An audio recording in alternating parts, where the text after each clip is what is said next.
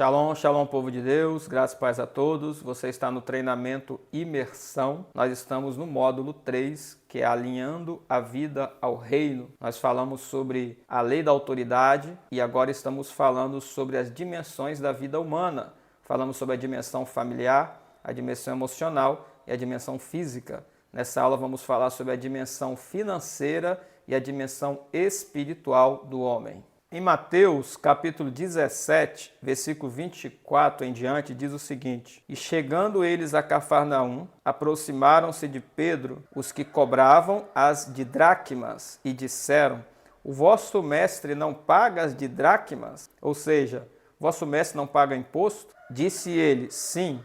E entrando em casa, Jesus se lhe antecipou, dizendo: Que te parece, Simão? De quem cobram os reis da terra os tributos ou os impostos? Dos seus filhos ou dos alheios? Disse-lhe Pedro: Dos alheios. Disse-lhe Jesus: Logo, estão livres os filhos. Mas, para que os não escandalizemos, vai ao mar, lança o anzol, tira o primeiro peixe que subir, e abrindo-lhe a boca, encontrarás um estate. Toma-o e o dá por mim e por ti. Observe neste texto que os discípulos foram interrogados a respeito de Jesus pagar ou não impostos. Para não escandalizar os cobradores de impostos, Jesus falou com Pedro para pescar. Ele pegou o peixe, pegou a moeda e pagou o imposto referente a ele e a Jesus Cristo. Isso significa o quê? Que Jesus Cristo se preocupa com a vida financeira. Ele não está alheio à nossa vida financeira. Ele se preocupa com cada um de nós e Ele quer ser o nosso provedor.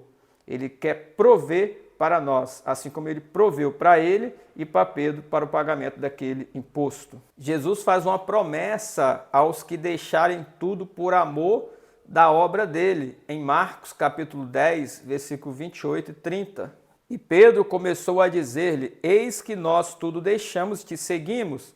Jesus respondendo disse: Em verdade vos digo que ninguém há que tenha deixado casa ou irmão, ou irmãs, ou pai, ou mãe, ou mulher, ou filhos, ou campos, por amor de mim e do Evangelho, que não receba 100 vezes tanto, já neste tempo, em casas, irmãos, irmãs, e mães, e filhos, e campos, com perseguições, e no século futuro, a vida eterna. Jesus ele promete a todos aqueles que deixarem tudo por amor do seu nome, pela sua missão, vão receber 100 vezes mais nesta vida. Além da perseguição que virá, mas ele terá a vida eterna, porque o seu nome estará escrito no livro da vida eterna. Isso significa que Jesus ele se preocupa com a vida financeira. Ele não vai te chamar apenas e te colocar no ministério de qualquer jeito, mas ele vai prover para você, ele vai cuidar de você. Nós sabemos que Deus é um Deus da provisão. Ele provê tudo aquilo que nós precisamos. Mas nós precisamos alinhar a nossa vida à vontade deste Deus. A maioria das pessoas não alinham a sua vida financeira ao reino de Deus. E elas querem provisão, elas querem recurso, elas querem fartura, elas querem receber recompensa, mas não alinham a sua vida. Então, por isso, eu quero falar um pouco sobre como alinhar a sua vida financeira, como alinhar a sua vida financeira na sua família, relacionado aos princípios do reino de Deus. Primeiro, a renda em sua casa precisa ser conjunta. Trabalho do homem mais trabalho da mulher, igual renda familiar. Você não pode ter uma renda separada. O homem ter a sua renda, a mulher ter a sua renda e viver de forma separada. É certo que cada um tem a sua renda, porque cada um tem o seu trabalho. Mas uma vez que você está casado, o homem vai trazer a sua renda para dentro de casa, a mulher vai trazer a sua renda, vai juntar as duas e ali está a renda familiar. Você vai trabalhar dentro da sua família a partir da renda familiar e não a partir da sua renda pessoal e individual. Tudo que você fizer dentro da casa, seja comprar, pagar, será a partir da renda familiar e não da sua renda pessoal. Porque afinal, se você está casado, você constitui uma família. Se você constitui uma família, a Bíblia diz que não é um mais, mas são dois, numa só carne. Então, tudo tem que ser juntado, tudo tem que ser unido, inclusive as finanças do casal tem que ser unida para que haja alinhamento financeiro familiar. Num casamento, toda compra precisa ser de mútuo acordo. O homem ou a mulher não podem comprar sem consentimento um do outro. Então, se eu estou casado, eu não posso comprar sem comunicar a minha esposa e nem ela comprar sem comunicar a mim. Nós precisamos estar em comum acordo para que possamos comprar juntos, porque tudo será considerado relacionado à renda familiar e não à renda pessoal que eu tenho. Por isso, antes de comprar, você deve avaliar o que é prioridade e o que é supérfluo. A maioria de nós compramos muitas coisas supérfluas. Nós precisamos começar a fazer uma gestão financeira na nossa família, eliminar as compras supérfluas e começar a comprar aquilo que é prioridade. Assim também, você vai eliminar as dívidas que são supérfluas. Isso vai fazer com que você tenha uma renda, tenha um caixa e você consiga guardar dinheiro, investir e criar outras fontes de renda para você. Tem algo muito importante relacionado à compra. Antes de comprar, nós precisamos estar bem emocionalmente. 85% das nossas decisões financeiras são tomadas com base em nossas emoções. É natural nós sermos atraídos pela tecnologia, por aquilo que nos oferece. Você liga a televisão e aparece um novo modelo de carro, um novo modelo de moto, um novo modelo de calça, de camisa, de blusa, um novo modelo, e você, mesmo tendo o modelo antigo, está bom, está te servindo, você quer trocar de modelo, porque você é atraído pelas suas emoções. A maioria das propagandas de venda, elas atingem as emoções das pessoas. Por isso, 85% das nossas decisões são baseadas nas nossas emoções. Por isso é importante que você esteja bem emocionalmente antes de você tomar qualquer decisão. Toda pessoa que está debilitada, frágil emocionalmente, toma decisões erradas. Isso acontece nas finanças. Quando você está frágil emocionalmente, debilitado emocionalmente, você toma a decisão errada e compra coisas que não tem necessidade na tua casa e automaticamente você entra numa dívida que não deveria ter entrado. Você precisa entender seu custo de vida. Separe seu orçamento. Um exemplo, 15% são seus dízimos, primícias e ofertas. 45% para despesas básicas da sua casa. 20% para manter o estilo de vida e 20% para dívidas e investimentos. Esse é apenas um exemplo, mas você precisa gerenciar o seu orçamento. Você precisa saber para onde está indo o seu dinheiro, o que você está fazendo com ele. Assim você vai ter um controle melhor das suas rendas e vai poder crescer financeiramente. Tudo isso é fundamental para que você saiba para onde está indo o seu dinheiro. Tem pessoas que o dinheiro sai e ela nem sabe onde colocou o dinheiro, para onde foi. É importante que você saiba para onde está indo o seu dinheiro, porque isso vai fazer você valorizar o seu dinheiro. Outra coisa, você precisa se organizar para manter uma reserva de emergência. Essa reserva de emergência vai te ajudar em alguns momentos que talvez você tenha necessidade e você precise comprar algo, você não precisará passar o cartão para dividir em 10 vezes, mas você terá uma reserva que vai te atender naquele momento, naquele contexto específico. E por fim, estabeleça um teto de gastos pessoais e revise ele constantemente. Você tem que estabelecer um teto. Eu posso gastar pessoalmente até X. E você vai ficar revisando ele. Se você puder diminuir, você vai diminuir. Assim você terá uma quantidade maior de valor para que você possa investir. Ainda relacionado à vida financeira, você precisa se preocupar com seu crescimento profissional. Você precisa saber gerir as suas finanças, mas você também precisa se preocupar com a sua vida profissional. Para isso, você precisa se aperfeiçoar profissionalmente, através de cursos técnicos, cursos profissionalizantes, faculdade, pós-graduação e assim sucessivamente. Quanto mais você se aperfeiçoar, mais o mercado estará aberto para você. Em mais lugares do mercado você poderá entrar para que você possa crescer financeiramente. Se você também tem o desejo de não ser assalariado, mas ser um empreendedor, você também precisa buscar se aperfeiçoar. Na área do empreendedorismo, nós temos o Sebrae, tem cursos online, tem seminários, tem N cursos na internet para te ajudar a entender sobre empreendedorismo, no que investir, que serviços você deve oferecer, que produtos você deve vender. Então você precisa se aperfeiçoar. Mesmo você que quer ser um empreendedor, você precisa aperfeiçoar, buscar cursos, treinamentos, capacitação, qualificação para que você possa empreender com sucesso. E por fim, você deve se organizar para ter mais de uma fonte de renda. Todas as pessoas que estão crescendo financeiramente, elas não têm apenas uma fonte de renda, elas têm 2, 3, 4, 5 ou mais. A maioria das pessoas pensa apenas em ter uma fonte de renda, ter um trabalho e tá bom. Você não pode pensar assim. Se você quiser crescer financeiramente, você precisa buscar ter mais de uma fonte de renda. Mesmo que você esteja trabalhando de forma assalariada e trabalhe 8 horas por dia, pense em alguma coisa, em vender algo, em fazer algo para vender online, na internet, em algum lugar. Faça algo, mas busque ter mais de uma fonte de renda.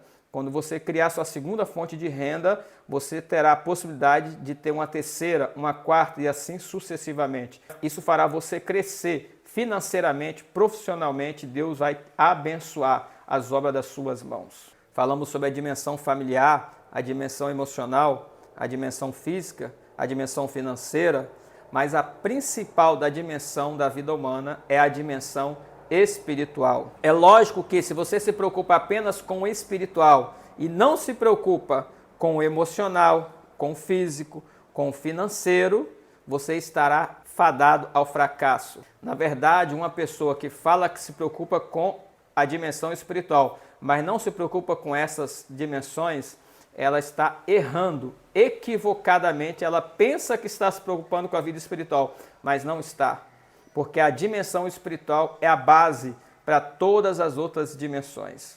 Em 1 Tessalonicenses, capítulo 5, 23, diz: "E o mesmo Deus de paz vos santifique em tudo, todo o vosso espírito e alma e corpo sejam plenamente conservados e irrepreensíveis para a vinda de nosso Senhor Jesus Cristo." Nós somos espírito, alma e corpo. Portanto, você precisa cuidar da vida espiritual. A base da nossa vida é espiritual. O espírito é o que mantém o contato com Deus, que é espírito, e recebe dele tudo o que precisa para a vida. E Deus vai transferindo tudo o que ele tem para nós, mas quando nós estamos em conexão com ele. Se negligenciarmos o espírito, não receberemos da fonte que é Deus, que é espírito. O que devemos fazer para manter uma vida espiritual plena? Nós devemos ter práticas que alimentam o nosso espírito, que trazem do mundo espiritual para o mundo físico. E dentre as práticas, eu quero destacar 4 delas. A primeira prática que nós devemos ter é a leitura da palavra de Deus, da Bíblia, porque a palavra de Deus é o alimento, é o pão. Nem só de pão viverá o homem, mas de toda palavra que sai da boca de Deus. A Bíblia é o nosso alimento, é o alimento do nosso espírito. Quanto mais nós enchemos o nosso espírito com a palavra de Deus, mais Deus vai formando o seu caráter dentro de nós. Portanto, é fundamental que você mantenha uma vida de leitura da palavra, porque isso vai alimentar o seu espírito. A segunda prática é a oração. A oração representa a voz de Deus. Quando nós oramos, nós falamos, mas também nós ouvimos a Deus, ouvimos a sua palavra, recebemos da sua palavra. A oração é esse contato com Deus que gera intimidade. Jesus ele falou: quando orares, entra no teu quarto e fala ao Pai em particular. Ou seja, todos nós precisamos manter uma vida de intimidade com Deus através da oração. Isso vai nos fazer receber diretamente de Deus. A terceira prática é o jejum, porque o jejum ele foi dado por Deus para mortificar a nossa carne. Quanto mais mortificamos a nossa carne, mais nós nos tornamos parecidos com Jesus Cristo. Mesmo Jesus também diz em Mateus 6, quando jejuardes. Ele não disse se jejuardes. O jejum não é condicional, mas o jejum é um requisito para os filhos de Deus. Assim como a oração é um requisito para os filhos de Deus, o jejum também é um requisito. E é o jejum que vai nos mortificar para recebermos mais de Deus. E a quarta prática é a semeadura, porque a semeadura quebra o nosso egoísmo. Jesus ele falou também em Mateus 6, quando deres esmola, ou seja, semear faz parte também de uma prática espiritual, porque nós ofertamos, devolvemos as nossas primícias, nossos dízimos, nossas ofertas, e isso vai quebrando o egoísmo dentro de nós e nos tornando mais pessoas amorosas, contribuintes, pessoas que desejam investir no reino de Deus. Através dessas práticas, nós nos tornamos pessoas espirituais. O espiritual não é aquele que pula, roda e sapateia na igreja, mas o espiritual é aquele que pratica os princípios do reino de Deus. E esses 4 princípios são fundamentais que estão dentro do reino de Deus: a leitura da palavra, a oração, o jejum e a semeadura. Por fim, quero dar umas orientações para manter uma vida espiritual revigorante. Primeiro, tenha um tempo separado com Deus todos os dias. Se puder, faça um quarto só para oração. Se não tem espaço em sua casa para isso, separe um cantinho da casa, no quarto, na sala, não importa. Você precisa ter um tempo com Deus todos os dias, se possível até no mesmo horário, porque isso vai criar disciplina na tua vida. Inicie um programa de leitura bíblica anual. Se você ainda não leu o Novo Testamento, não leu a Bíblia por completo, não leu os Evangelhos, inicie imediatamente um programa de leitura da Bíblia, para que você possa ler o manual do Reino de Deus. Faça jejuns regularmente, ao menos 2 jejuns de 24 horas por semana. Você precisa aprender a jejuar. A maioria dos cristãos não sabem jejuar. Eles jejuam 2, 3 horas. Você precisa elevar o seu nível de jejum.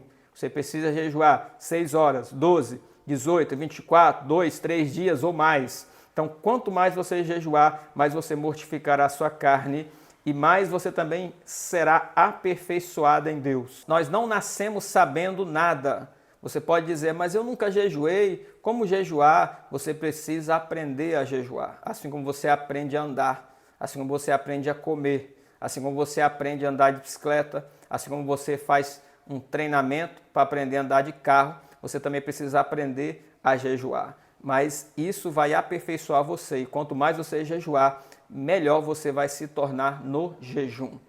Crie o hábito de semear na obra de Deus, na igreja e diretamente na vida de pessoas. Você também precisa criar o hábito de semear. Você não pode semear apenas uma vez por mês.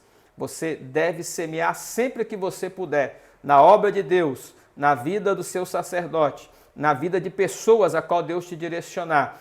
Crie o hábito de semear na vida de pessoas, abençoar pessoas, e Deus vai te abençoar. Essas são práticas que fazem parte da nossa vida espiritual e vai nos manter em conexão com Deus, ligados a Ele. Afinal, nós já recebemos todas as bênçãos espirituais em Cristo, já fomos abençoados com todas as bênçãos espirituais em Cristo, mas nós precisamos manter a nossa vida espiritual acesa e nós vamos manter através dessas práticas, leitura da palavra, oração, jejum, semeadura. Amém? Deus abençoe a tua vida. Nos encontramos na próxima aula em nome de Jesus.